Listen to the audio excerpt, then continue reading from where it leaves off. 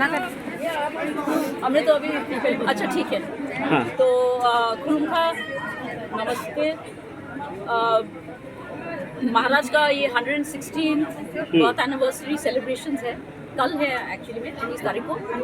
पर क्योंकि बहुत प्रोग्राम्स होने लगे आजकल महाराजा के जन्मदिन में, तो हमको ये लगा कि एक दिन पहले इनॉग्रेशन होने से तो लोगों को और एक दिन एक्स्ट्रा मिल जाता है घूमने फिरने और महाराज के लाइफ के बारे जानने के लिए।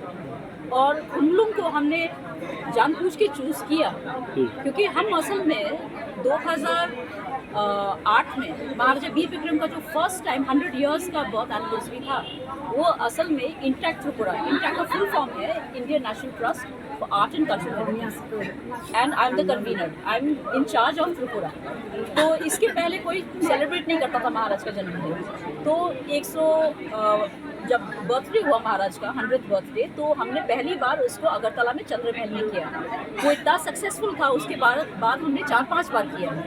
पर जो हमारे गांव के लोग हैं, खुमलुंग में हैं, एडीसी के एरिया में, इनको वहाँ पे आने के लिए इतने दूर में मुश्किल होता है।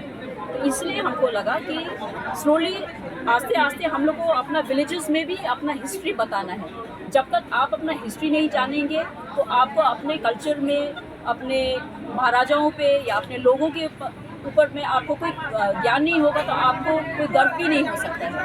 तो इसीलिए हमको खुशी है कि इस बार TTA-DC के साथ में मिलकर हम लोग ने ये फंक्शन यहाँ पे किया। तो हमारे पास बहुत सारे पुराने फ़ोटो भी हैं, इनमें महाराज का पूरा लाइफ मतलब बिल्कुल सिंपल ढंग से लोगों को जानने के लिए है। फिल्म भी बनाया है हम लोगों ने, और आपको देखने को मिलेगा जो महाराजा का जो अपना एक जैकेट है वो भी हमने डिस्प्ले में रखा है, और कुछ पुराने वेपन्स जो मिडीवल पीरियड मतलब 500-600 साल पहले का है। तो लोगों को ये सब देखने को नहीं मिलता है। तो हम चाहते हैं कि लोग अपना हिस्ट्री जाने ताकि वो भी आगे मतलब अपना प्राइड से आगे बढ़ सके। और महाराजा वीर विक्रम ने जितना कुछ किया हम लोगों के लिए, वो बोलने से भी ख़त्म नहीं होगा। कितना कुछ हमको पता नहीं है, इसके लिए रिसर्च चाहिए। तो इसलिए इस बार हमने एक और चीज़ किया है।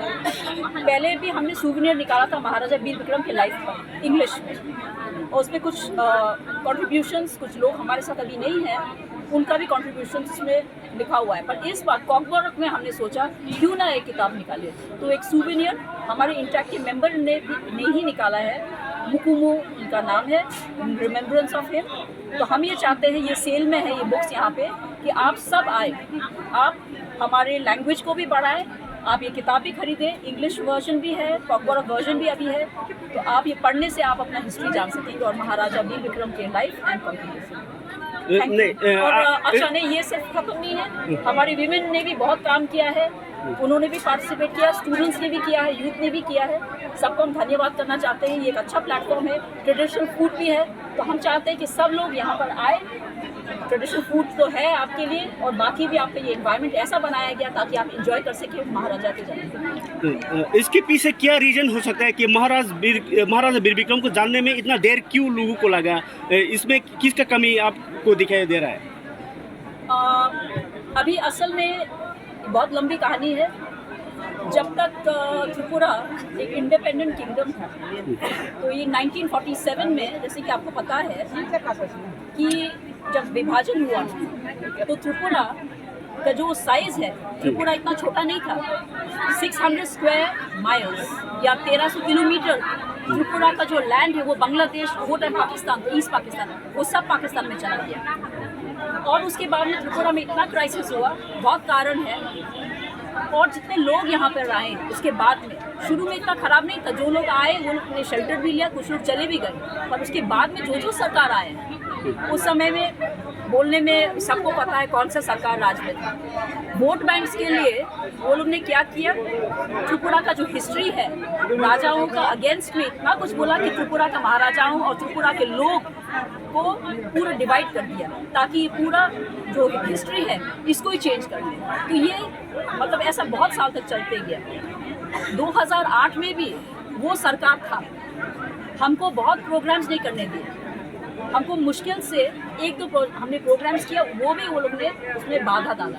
तो हमने लास्ट में क्या किया, अपने ही पैलेस में हमने फर्स्ट प्रोग्राम महाराजा का बर्थडे में हमने किया। फिर उसके बाद में बहुत सारे प्रोग्राम्स होने लगे, हिम्मत भी आ गया लोगों के अंदर में, अपना रियल शक्ति जो है वो उनको पहचान में आया। पर इसके पहले कारण यही था Governments did not want our people to progress and for the people to respect their kings. That is the actual reason why there was a deterioration and lack of knowledge. ये भी आपको जान के एक शॉक होगा कि पहले curriculum में था त्रिपुरा का हिस्ट्री, ये बंद किया गया। So now in the TTAADC area, intact along with the TTAADC and other people, we are planning to bring out a curriculum in Pomporam in history from class 5 to class 8, which will be taught here. It will be an experiment. यहाँ पे start होने वाला है. So we are working on that also, and it's almost complete. जी, इस तरह होने से तो और भी थोड़ा आगे बढ़ेगा, लेकिन अब तक आपने जितना कोशिश किया उसके बाद कितना परसेंटेज को लोगों को ये महाराजा को समझ गया होगा, कितने परसेंटेज बाकी रह गए हैं आपकी नज़र में?